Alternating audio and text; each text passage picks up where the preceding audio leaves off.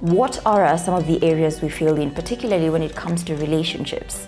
That's what we're all about today. My name is Susan Grace and welcome to Hang Out with Susan.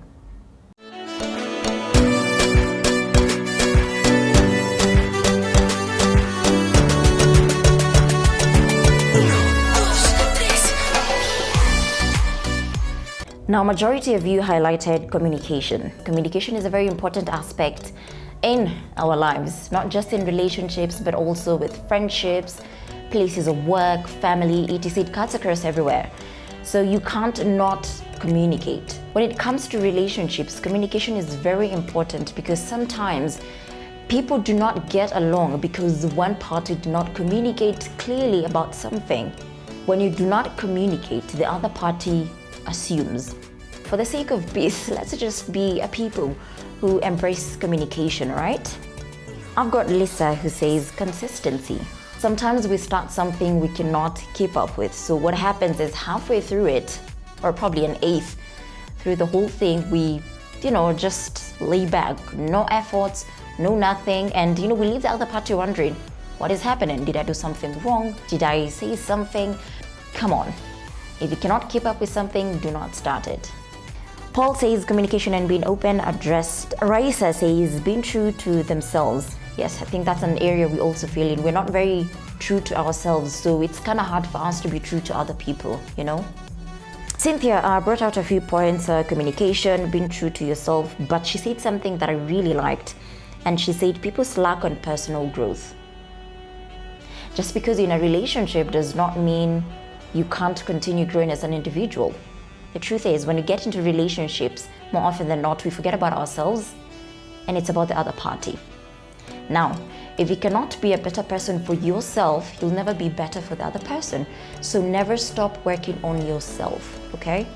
Newton says quality time.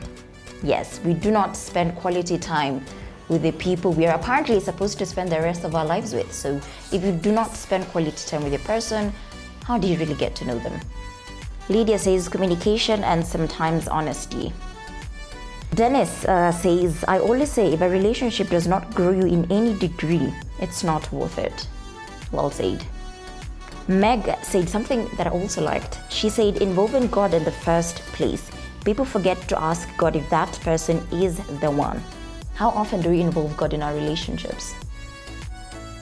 Here's the bitter truth. We sometimes forget about God when we get into a relationship, and then when things go south, when things are not working out, when we are about to hit rock bottom, that's when we remember Christ, or rather God. From the get-go, involve God, make Him the center of that relationship, okay? Don't just remember Him when things go south. Winnie says loyalty. Sometimes we fail our partners by, choosing another person over them. Not cool. Cynthia says maturity, very important as well. Monica says commitment and sacrifice. If you're not going to commit to something, don't start. Sacrifice, it's always the hardest part of relationships. That when you get into a relationship, it's no longer about you, it's about us, we, CC. It's not about what works for you, it's what works for the two of you. And that will mean there's some things you'll have to give up. There are some new things you'll have to adopt, and there are some things you'll have to either reduce or increase them. It's a sacrifice. Lucy says not knowing their partner's love language. Yes, sometimes I think we make the mistake of imposing our love language on people. I like gifts, so I should also be gifting people and they should be satisfied. No. Your partner has a way of being loved. Learn what it is, adapt accordingly. Someone says communication and finances. This is coming from a married person. And yes, finances are very important. Sit down with your partner, understand who's going to cover what area, who's going to cover what. Stop assuming that the whole financial burden should go to the man.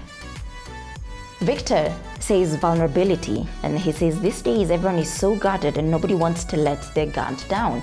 I know sometimes we're scared of being, hurt and disappointed, so we have our walls and guards very up high. But if you cannot be vulnerable around someone, then maybe you should not be there. I'm just saying. My 2 cents, one thing that I wanted to bring out that was not highlighted is relationships don't work themselves out. I think that's one area we also fail in. We believe that because this person is into me as much as I'm into them, somehow everything else will fall into place. No, effort must be put. And the other thing I'm going to emphasize on is let God be the center of your relationship. When He's the center of the relationship, things are gonna fall into place, okay? Thank you so much for sticking through the video. I appreciate you. God bless you, and I'll see you in the next episode of Hangout with Susan.